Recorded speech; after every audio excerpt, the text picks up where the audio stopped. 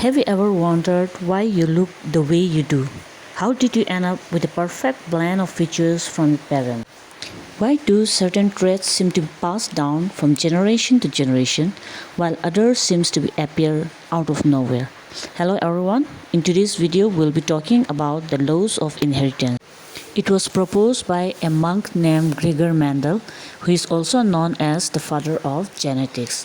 During his free time in monastery, he often conducted experiments on garden pea. Let us now look at some of the reasons why he selected garden pea for his experiment. The first reason is that the pea plant has many contrasting visible characters. For instance, the plant can be tall or short, or it can have yellow or green seed, or it can have white or violet flowers, and so on. They are also self-pollinating, they have short life cycle, they are easy to grow, and at the same time they produce many offspring.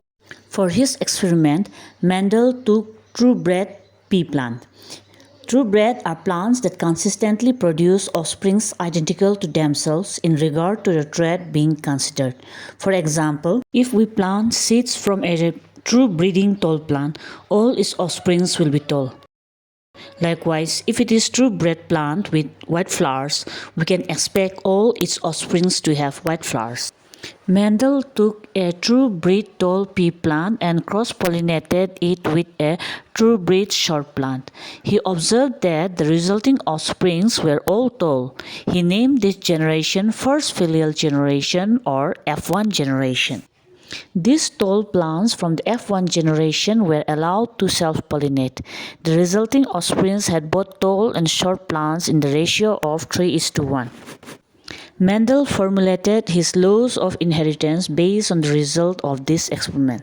It consists of three laws: the law of segregation, then we have the law of independent assortment, and the third one is the law of dominance.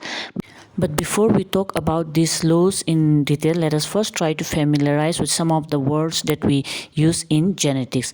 Let us begin with the word allele. You have already learned that genes are the basic hereditary unit. Well, alleles are the different version of the same gene. So while a gene might determine the eye color, the allele could determine whether someone has got blue or brown eyes. Likewise, a gene will determine the height, while the allele will determine whether the height is going to be tall or short. The next word is homozygous. Homozygous refers to having identical alleles for a specific gene. For instance, if both alleles code for brown eyes, then the individual is homozygous for eye color. Likewise, if a pea plant inherits two alleles for white flower from its parent, then we can say that it is homozygous for flower color. Heterozygous, on the other hand, refers to having two different alleles for a gene. For example, a pea plant receiving violet allele from one parent and white allele from the other parent is heterozygous for flower color. Likewise, a girl inheriting the curly hair allele from one parent and straight hair allele from the other parent is heterozygous for hair texture. Now that we are familiar with some of the terms used in genetics, let us try to understand the Mendelian law. Let us begin with the law of dominance, which states that in a heterozygous individual which has two different alleles for a particular trait, one allele may mark the expression of the other. In other words, when true-bred plants with contrasting characters are crossed together, only one of the characters appear in the next generation. These characters which appear in F1 generation is called dominant character, while the characters which does not appear in F1 generation is called recessive. In the experiment mentioned earlier, the tall character appears in the F1 generation, so it is a dominant, while the short characters which remain hidden is recessive. Recessive characters is expressed only when both the allele inherited are recessive. Now let us look at what the law of segregation states. It states that allelic genes in a hybrid do not blend or contaminate each other but segregate and pass into different gametes. This can otherwise be explained as during gamete formation, the alleles for each gene segregate from each other so that each gamete carries only one allele for each gene. Let us try to understand this law better with the help of Punnet square. Punnet square is a simple grid that predicts the possible gametes that can be produced in a cross. We write the alleles from one parent on the top and the allele from the other parent on the left side. We then combine the alleles from the top and the side in each corresponding squares to show the possible genotype of the offsprings. In this grid, we find that 3 of the offsprings will be tall while 1 will be short, which corresponds with the Mendel's observation in his experiment. The next law that we are going to learn is the law of independent assortment. This law states that the segregation in one pair of allele is independent of the segregation in any other pair of allele.